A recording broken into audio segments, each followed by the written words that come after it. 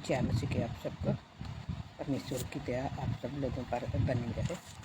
आज हम वचन में से थोड़ा सा देखेंगे कि जो मूसा परमेश्वर का दास था वो किस तरीके के साथ जीतता था। यानी कि यहोवा निस्सी का नाम तो सभी ने सुना है, लेकिन यहोवा निस्सी तक पहुंचना कोई छोटी बात नहीं है। अभी बाइबल में से मैं आप लोगों के सामने पढ़ती हूँ। हम पढ़ते हैं बाइबल में से निर्गमन 17 अध्याय की 11 आयत से लेकर 15 आयत तक।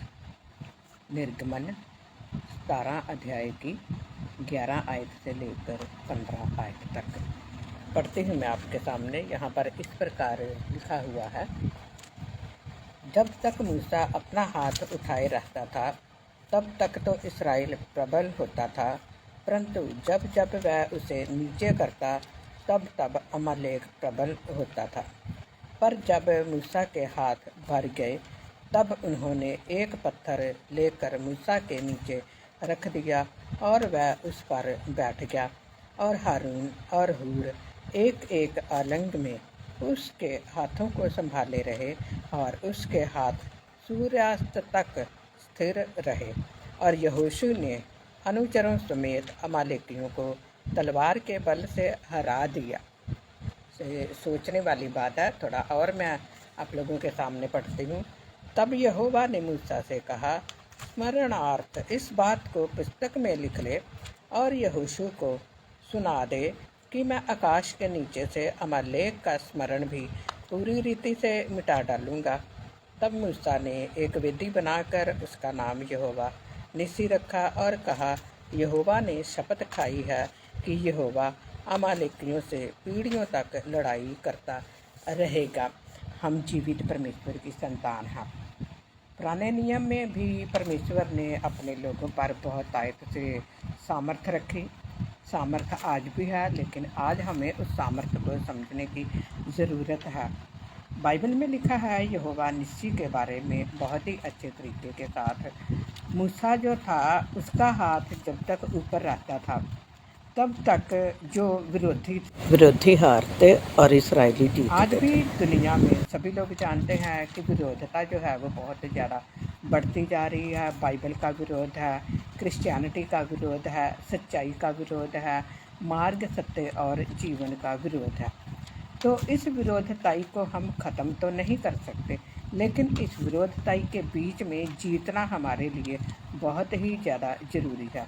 तो विरोधताई में रहकर हमें जीतना, इसी वचन के अनुसार जीतना है। यानी कि हमारी जो प्रार्थना है वो हाथ उठाकर हमारी प्रार्थना होना बहुत ज़्यादा ज़रूरी है।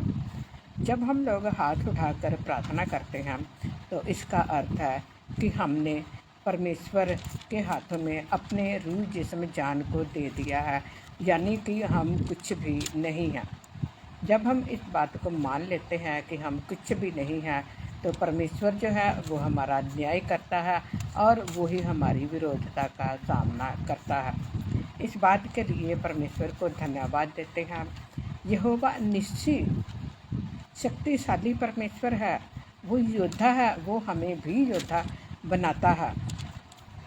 हम परमेश्वर की संतान हैं और आप लोगों ने देखा होगा, आप लोगों ने बहुत से लोगों को नोटिस भी किया होगा कि जो लोग परमेश्वर में जीतते जाते हैं उनकी हर मनोकामना पूरी होती है।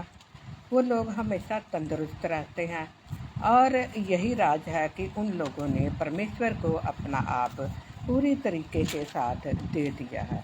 तो जिन्होंने अपना रूह जिस्म जान परमेश्वर को पूरी तरीके के साथ दे दिया है, वही लोग परमेश्वर के बीच में रहकर हर विरोधता को सहन भी कर सकते हैं और विरोधता में सफल भी हो सकते हैं, क्योंकि जो हमारा जीवित परमेश्वर है, हम प्रभु यीशु मसीह के लिए अपनी ज़िंदगी को दे चुके हैं।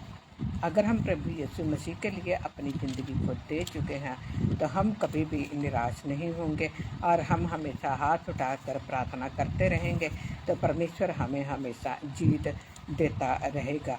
क्योंकि ये जो वचन है हम सबके लिए ही बहुत ज़्यादा ज़रूरी है। और आज नाइट में भी सच्ची गवाह प्रवीण यूट्यूब चैनल के ऊपर भी 7:30 बजे इस वचन को कम्प्लीटली तौर पर किया जाएगा। तो धन्यवाद। God bless you. परमेश्वर आप सब लोगों को बहुत आयत से आशीष दे।